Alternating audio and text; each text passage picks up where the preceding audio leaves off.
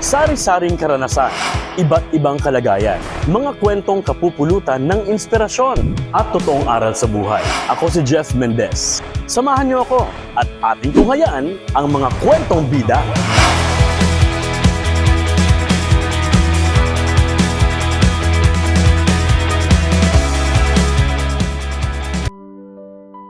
Sa bawat tibok ng puso, may kwento ng tapang. Sa bawat sugat, may aral ng pagbangon. At sa pagtatapos ng National Cancer Awareness Month ngayong Pebrero, ating pakinggan ang kwento ng isang babae, isang ina, isang kapatid, isang mandirigma, isang survivor. Tampok sa ating Kwentong Bida. Si Maria Teresa Riuyan Clamano, 56 years old, from Awang, Maguindanao. Kasi 3 beses akong naoperahan sa aking breast. Bali, yung 2 opera sa akin, puro benign. Tapos nung pangatlo na, nagkaroon kasi siya ng liquid. Nag-discharge ako ng liquid sa aking nipple. So, nagduda ako na something wrong kasi meron na akong bukol noon.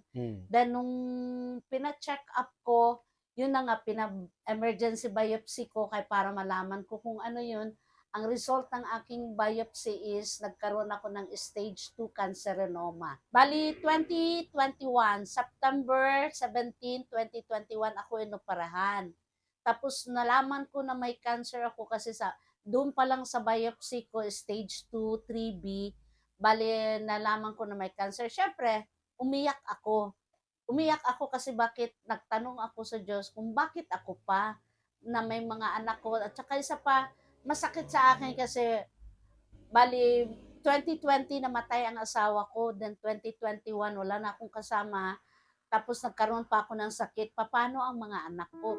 Sa Pilipinas, libo-libong kababaihan ang nadadagdag sa bilang ng may breast cancer bawat taon. Ngunit higit sa numero, ito ay mga buhay, mga pamilya, mga pangarap. Sa datos ng Department of Health o DOH, tinatayang mahigit 250 Filipinos ang namamatay kada araw dahil sa cancer. Katumbas yan ng halos 1 katao kada 5 minuto. Ayon sa DOH, lung cancer ang pangunahing sanhi ng pagkamatay dulot ng cancer. Kasunod ang liver cancer at breast cancer. Natakot ako na mawala ako sa buhay ng aking pamilya, sa aking mga anak. Natakot ako na baka pag ako ang nawala, paano na lang sila. So, kailangan kong lumaban. Kaya yun, naglaban talaga ako. Bahala na kung anong mangyari sa akin.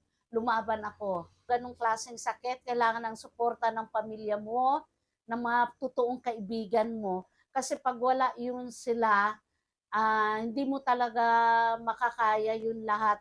So, ang hirap talaga, pabalik-balik ka ng hospital. Meron lang akong kasama, nag-iisa, yung aking pamangkin lang.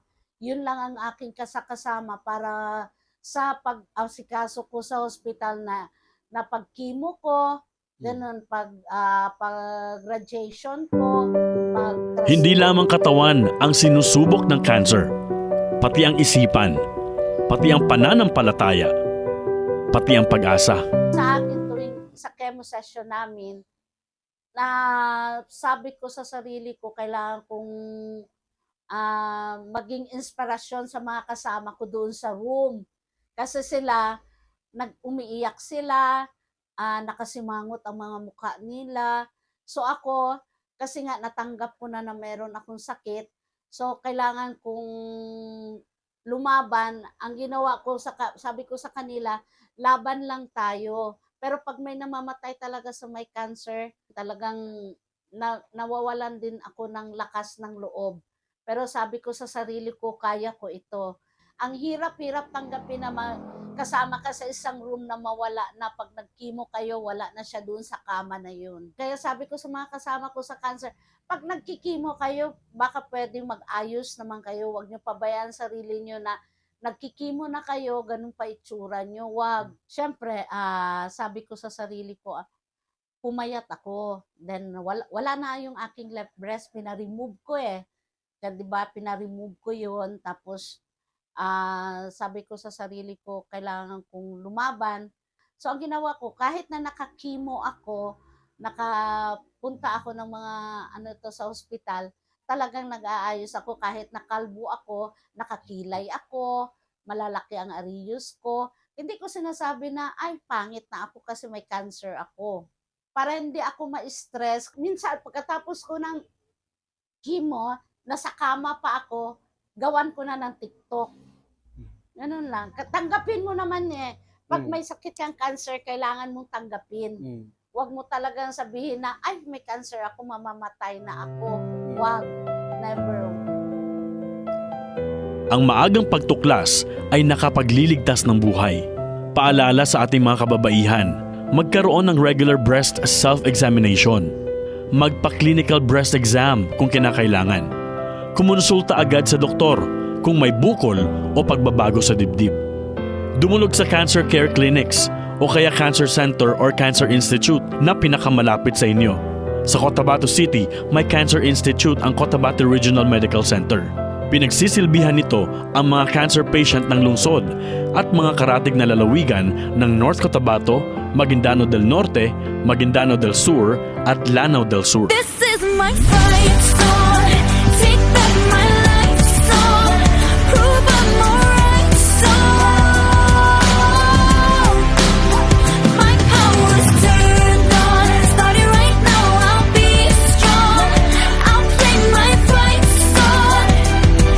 And I don't really care if nobody else believes. 'Cause I've still got a lot of fight left in me. Ganun, masaya ako sa ginagawa ko sa TikTok. Yun lang, buong session ko na pagkatapos ng aking chemo, TikTok pa rin ako. Grabe daw ako, ka-fighter woman, strong woman, believe daw sila sa akin. So proud naman ako sa sarili ko, no? Hindi ako magpapatalo kay cancer. Cancer lang siya eh. Sakit lang siya. Kaya ako, inspirasyon ko din talaga lahat. Yun lang nga ang sabi ko sa inyo, kailangan mo lang talaga ng suporta ng pamilya mo at ng mga tunay mong kaibigan. Last year pala, i-declare ako ni Dr. Anessa Manlangit na congratulations, survive ka. Ganun. Ang cancer ay hindi sentensya ng wakas. Maaari itong mapagtagumpayan at malabanan kung maagang natuklasan at may tamang gamutan. Ang kwento ni Maria Teresa ay kwento ng laban, tiwala at sakripisyo. Pero higit sa lahat, ito ay patunay na habang may buhay, ay may pag-asa. Ako si Jeff Mendez at ito ang Kwentong Bida.